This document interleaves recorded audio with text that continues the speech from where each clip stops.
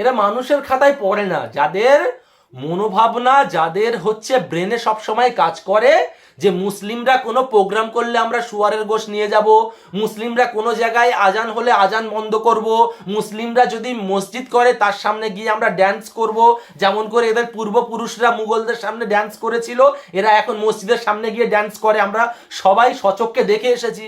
ঠিক, এদের মন মানসিকতা তো হচ্ছে আরএসএস দের মতো। কারণ আমরা সবাই জানি যখন ভারতবর্ষকে স্বাধীন করার জন্য হিন্দু মুসলিম একত্র হয়ে এক থালায় বসে খেয়েছিল, তখন আরএসএস এর দালালগুলো, আরএসএস এর পূর্বপুরুষ ইংরেজরা ভয় পেয়ে গিয়েছিল।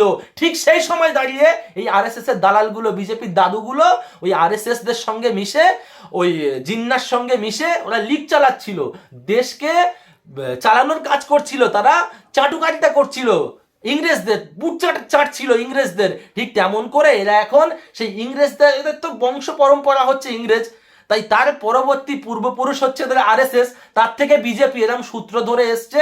এদের সর্বসময় কাজ ছিল মানুষের মধ্যে বিভ্রান্ত লাগানো এবং মানুষের মধ্যে দাঙ্গা লাগানো, জাতি বিদ্বেষ লাগানো, প্রত্যেক ধর্মের মানুষকে উস্কানি দিয়ে দাঙ্গা লাগানোর চেষ্টা করা। ঠিক এরা পূর্ববর্তী পুরুষরা এদের যারা যেমন দাঙ্গার কাজ করে গেছেন, এরা ঠিক তেমন করে আজকে দাঙ্গা লাগানোর জন্য, আজকে বলবো না, কারণ বাংলার নয় ভারতবর্ষের মুসলিমরা সম্প্রীতিকে ভালোবাসে, সম্প্রীতিকে মেনে চলে, তাই ভারতবর্ষের মুসলিমদের নাম পৃথিবীর প্রত্যেকটা দেশে আছে যে এরা প্রত্যেক জাতিকে মানিয়ে নিয়ে চলতে পারে। হিন্দু ভাইরাও মানিয়ে নিয়ে চলে, কিন্তু এই আরএসএস এর কিছু দালাল এদের জন্য আজকের মানুষের মধ্যে খাবেন।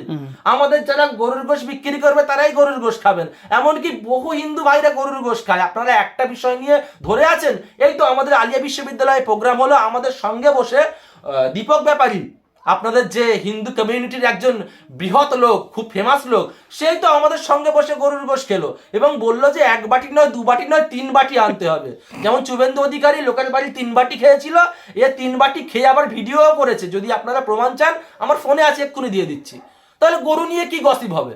আপনারা শুয়োর নিয়ে গসিপ করছেন, আমরা তো শুয়োরের গোশকে করি না, আমরা অ্যাভয়েড করি, খাই না, তাই আমরা এই নিয়ে বেশি কথা বলবো না। আপনারা দাঙ্গা লাগানোর চেষ্টা করছেন, করুন, অসুবিধা নেই, কিন্তু যখন এই দাঙ্গাকে কি করে ডান্ডা দিয়ে ঠান্ডা করতে হয় সেটা কিন্তু বাংলার মানুষ জানে, এটুকুনি আপনাদের জানা।